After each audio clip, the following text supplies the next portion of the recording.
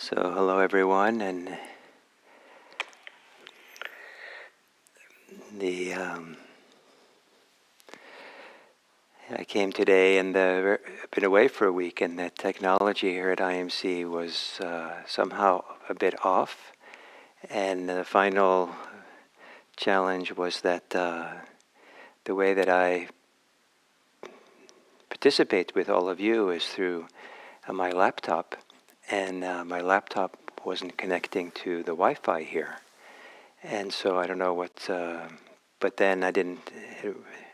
Initially, it was that it wasn't working at the recording station, but that seemed to have started to work. So now we're connected, and I have a different laptop. So hopefully it's all good. Sorry to be a little late. So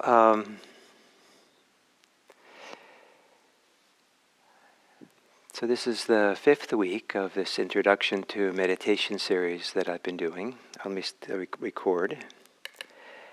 So this is the 5th week of this Introduction to Meditation series.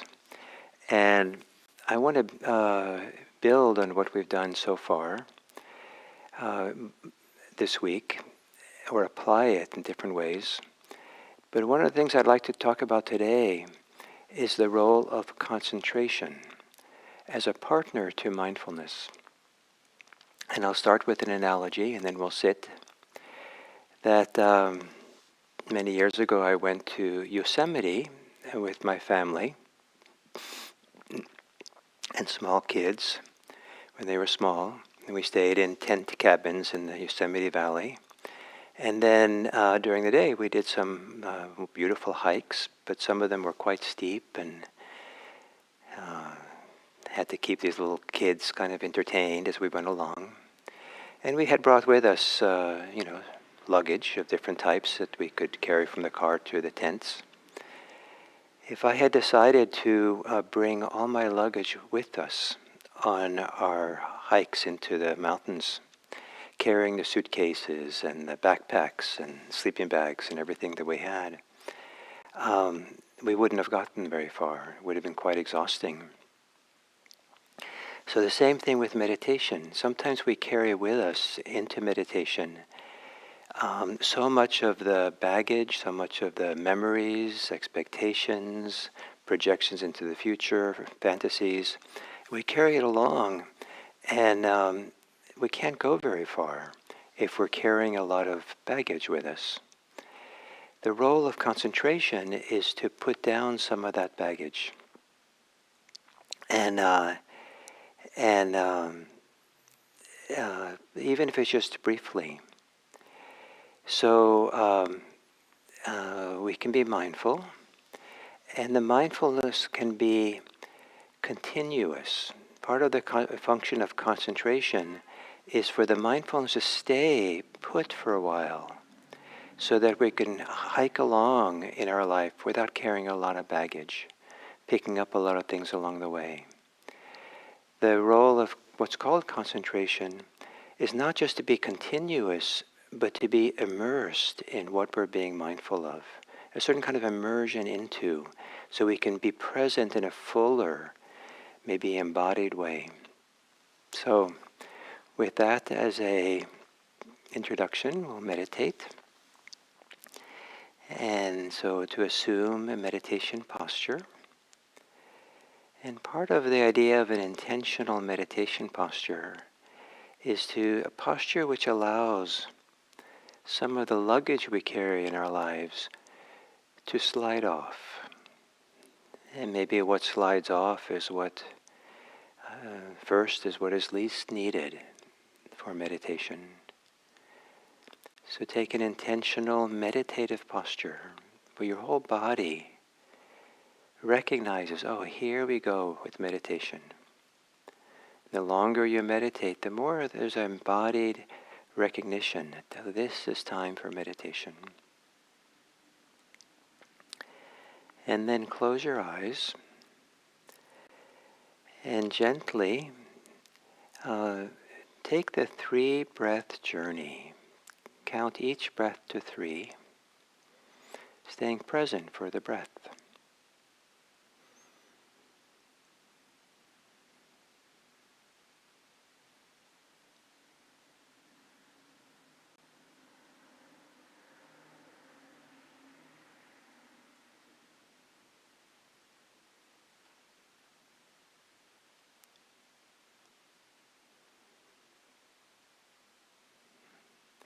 And then let's do that again. This time, if you to really stay connected to the breathing continuously or immersively, if you count to 3, count 1 for the inhale and 1 for the exhale. Then 2, 2, 3, 3. But do it so that the count somehow gently, quietly, almost like a whisper in the mind, kind of really fills the inhale, fills the exhale, or maybe you gently repeat it a couple of times through the inhale and exhale. So the count really helps you to be immersed in the experience of each inhale and each exhale. So do a 3-breath journey.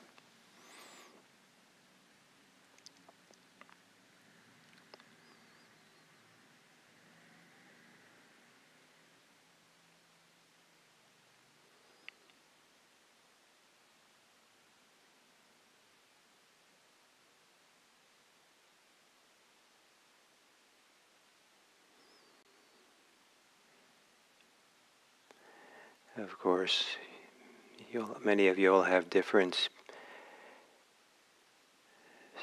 speed by which those 3 breaths are done. You can always do more. So now, taking a few long, slow breaths, and relaxing on the exhale, kind of staying with the whole exhale as you exhale.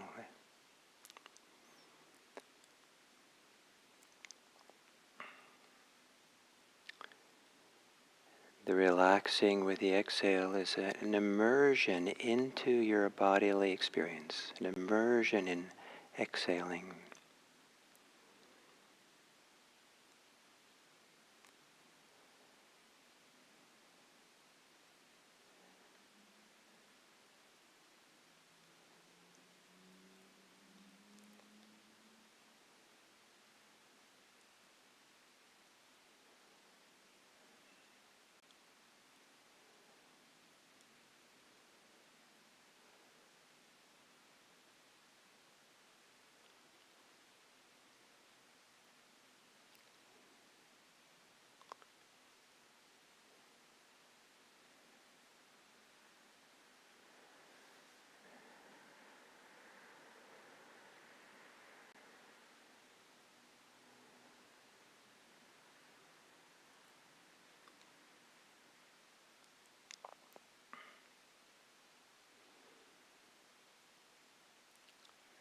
And then letting your breathing return to normal.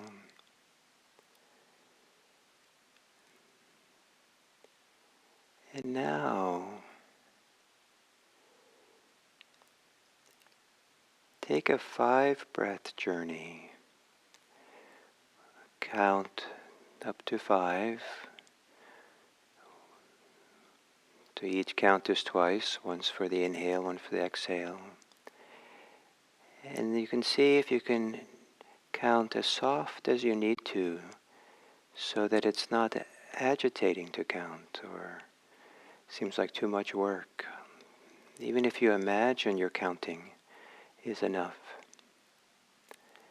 And count up to 5 with the idea that the count is encouraging the mindfulness to stay immersed in the discovery of what the breath is like, the experience of breathing.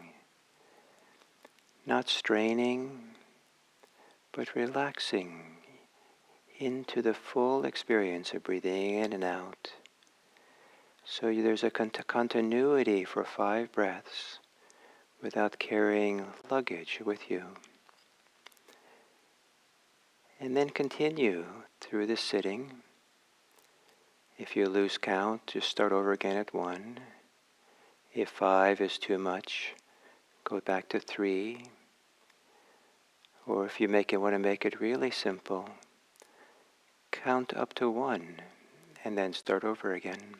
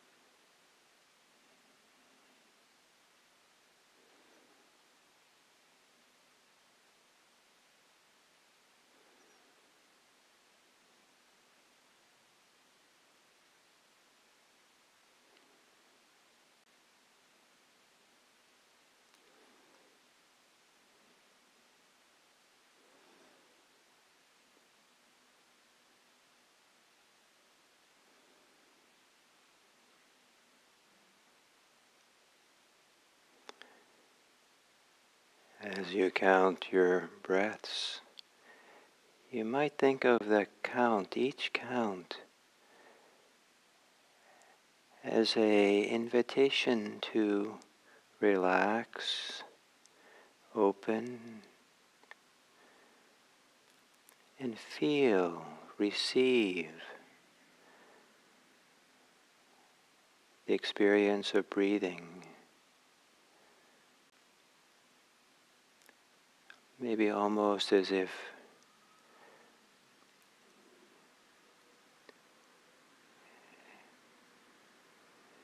you're receiving a gentle wind that surrounds you, fills you.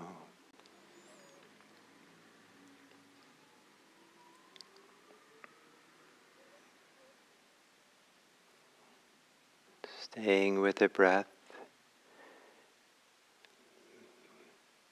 carrying no luggage, nothing with you. Open-handed, open-minded, open-hearted to just this experience of breathing.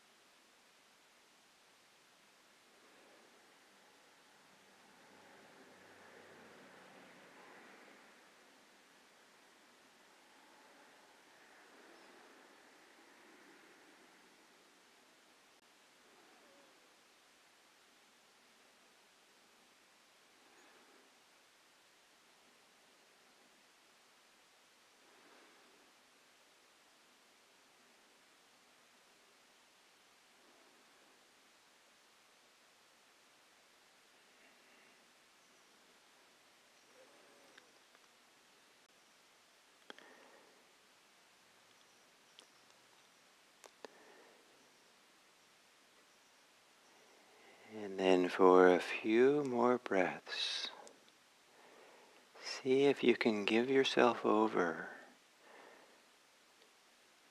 to an attention, an immersive attention with no baggage, to just breathing with an equal immersion in the inhale as the exhale, with no strain.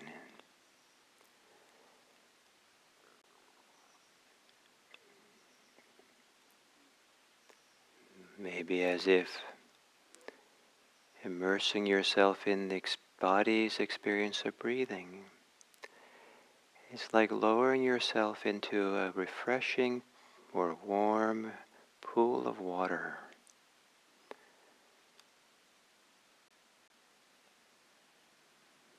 Safely immersed in the pool or the bathtub.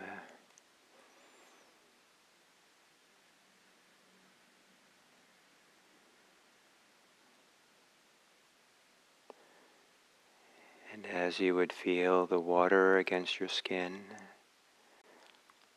feel the sensations, the waves of breathing in the inside of your skin, inside your body.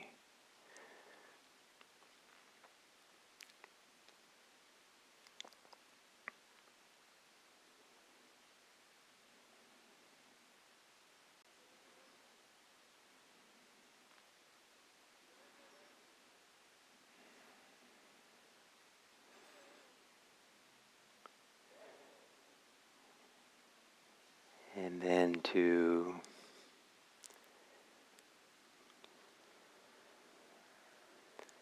end this meditation, relax, let go of breathing, and just be here for a few seconds. Nothing to do,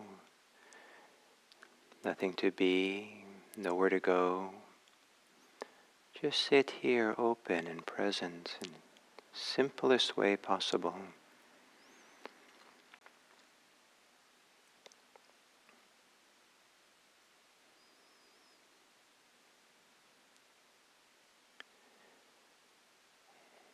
And then without picking up baggage and histories and fears, open your attention, your concern to the people around you in your communities, households, work, wherever you might be today.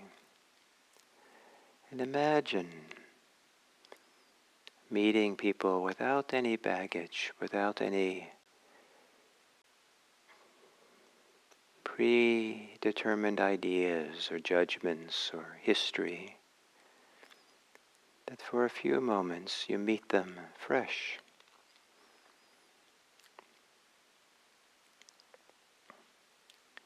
And in that freshness,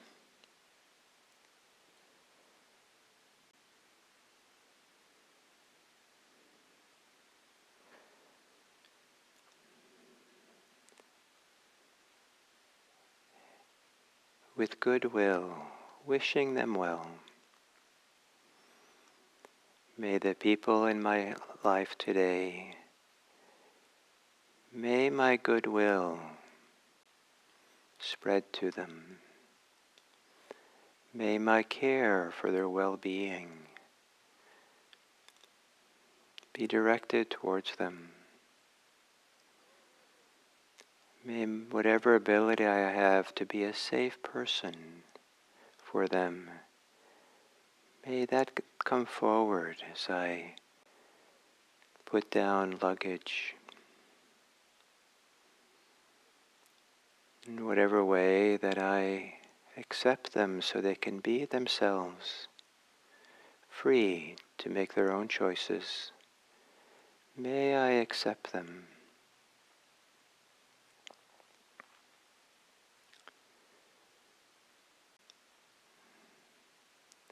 May the meditation practice we do serve us in one way or the other to benefit the world around us.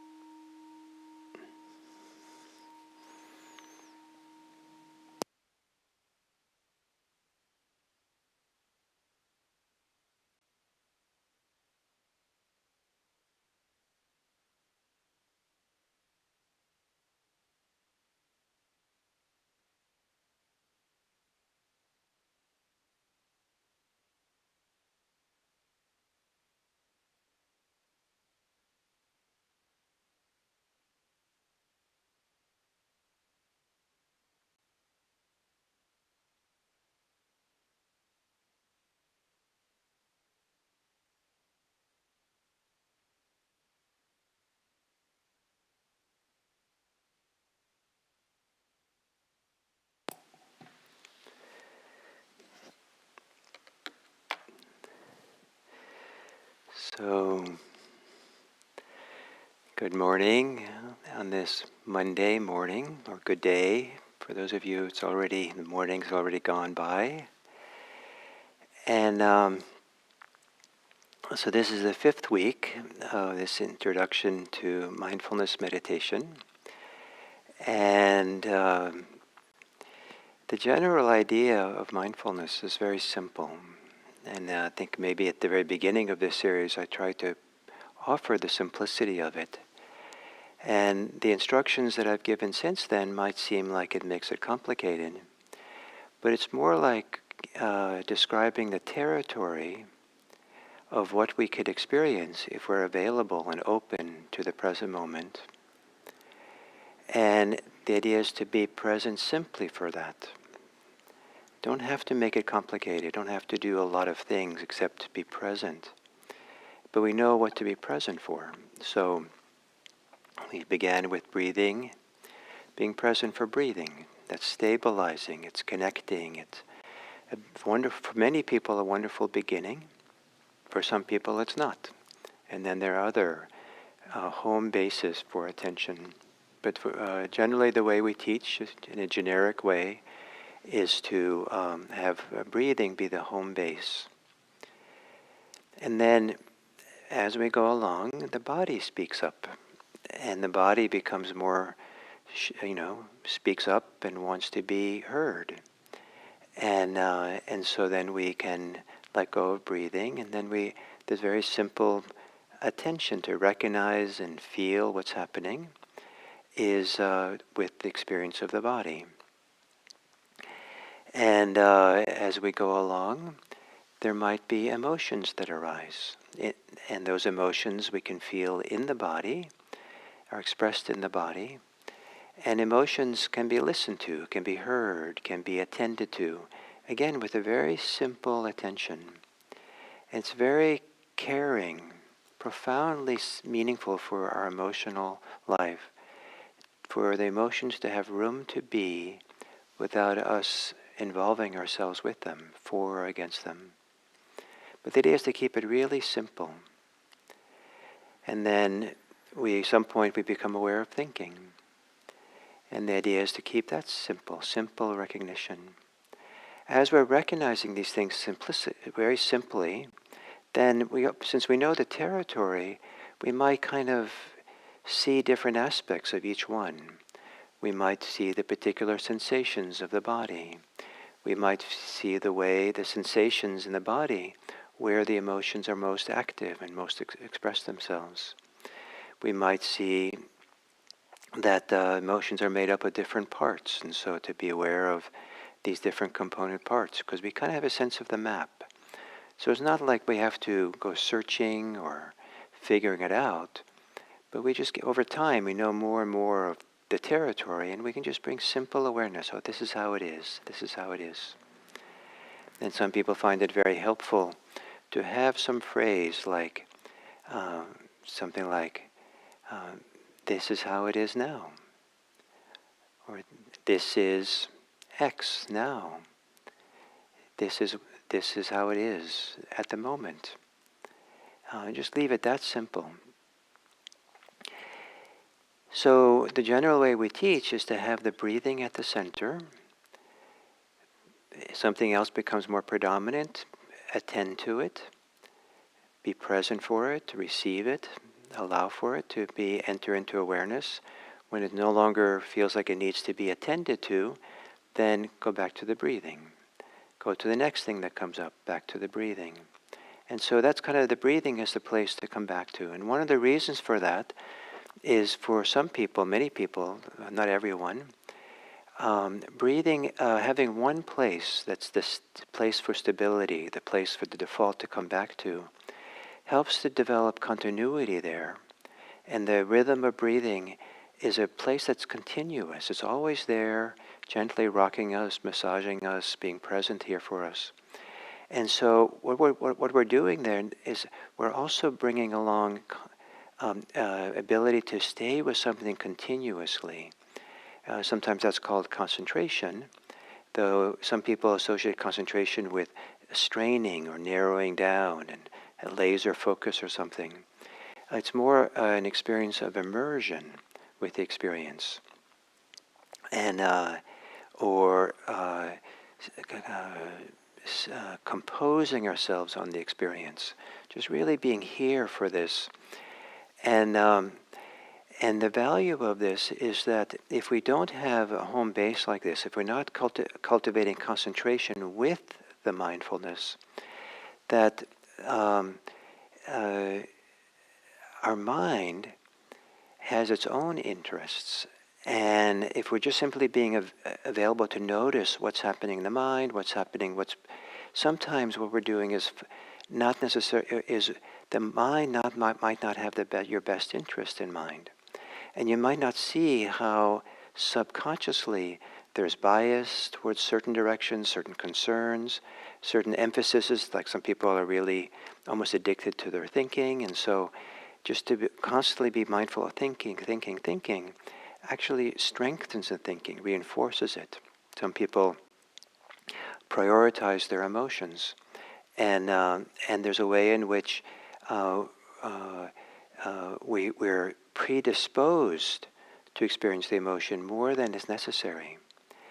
And so our attention is often not unbiased, but represents some of the deeper attachments, deeper fears, deeper concerns that we bring with us. And so the idea of staying with something like breathing as continuously as you can is the equivalent to not going hiking in the mountains with all your luggage.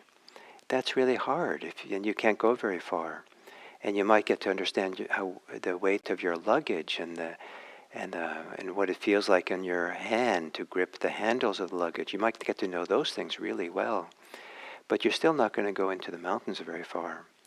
And so the idea is to be able to put down the baggage that we carry with us, the bias we carry with us, the orientations that we have that don't really serve us, in order to kind of become fresher and be able to go deeper and look more without bias, without pre-existing orientation and baggage.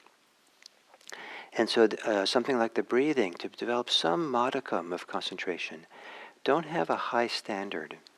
And so even being able to stay with 3 breaths continuously, or even sometimes even just 1 breath continuously, is enough to begin to interrupt the way in which we feed thinking, or feed our emotional life, or feed some concern that we have. And beginning to think of attention as food. And whatever direction attention is going, we're feeding that thing. And if attention's going towards being mindful, being aware of thinking, then the attention goes to the mindfulness. But if attention goes into thinking, then we're feeding the thinking. If attention goes into emotions, there's a way in which we feed them, But if attention goes into being aware, being mindful of emotions, it's kind of like we step back and really see it. Not to condemn it, not to push it away, but so we're with the experience, but we're not identified with the experience. We're not being the experience. And every experience is allowed to be what it is, but we don't have to be identified with it. We defined by it, be in it. So this continuity, just one breath is enough to step away and put down the baggage. 2 breaths, 3 breaths, and to have not try too much, because the idea is to let that slowly grow. Continuity, immersion, concentration is something that's it's like a muscle that develops, or it's like a muscle that we're relaxing, but just gently massaging it over and over again, and slowly something develops. Or it's like butter. If you take butter out of the freezer, it's really hard, and you can't. You have to break it in order to break it in half. You have to kind of take a hammer to it or something. But if you let the butter sit out in the warmth of the room, slowly it'll get softer until you just can take a butter knife and just almost even just put it on the top, and it just sinks right through easily. So the same way with concentration, it's a slow warming up process. We come back and stay with a few breaths, and then if we're not upset that we get distracted, but lovingly begin again, and something begins to come into the groove, and maybe we get 5 breaths, maybe 10 breaths. As an act of will, we could stay for 10 breaths maybe, but concentration is not meant to be an act of will. It's meant to be a act of love, an act of care, an act of offering our presence to something. And that's with a combination, the coming together of mindfulness and concentration, of mindfulness with a continuity of mindfulness. We're mindful of something, and then we stay with it for a while. Feel it, be with it. And if it's not something other than breathing, like if it's some sensation in the body or some emotion or thinking, this idea of you spend at least 3 breaths with each one. Maybe 3 breaths is enough to fully acknowledge something, and the acknowledging and being and feeling it for a little bit for 3 breaths might be enough to be able to put it aside and come back to the breathing. And so this rhythm of 3 breaths with whatever we recognize and be with. Sometimes we want to be longer with something. That's fine. But it's great sometimes to just stay for a long time with one thing. But the 3 breaths, putting down the baggage, just being with that, can begin to overcome and relax the bias, automatic pilots, the automatic prioritization that the mind makes for where attention goes, what we're concerned with, for example, with our thinking. So I hope that makes sense, and so I want to leave you with the principle that the way that I teach mindfulness is with a partnership with concentration. And the two don't have to be done separately, but one supports the other. So thank you, and continue this introductory series tomorrow.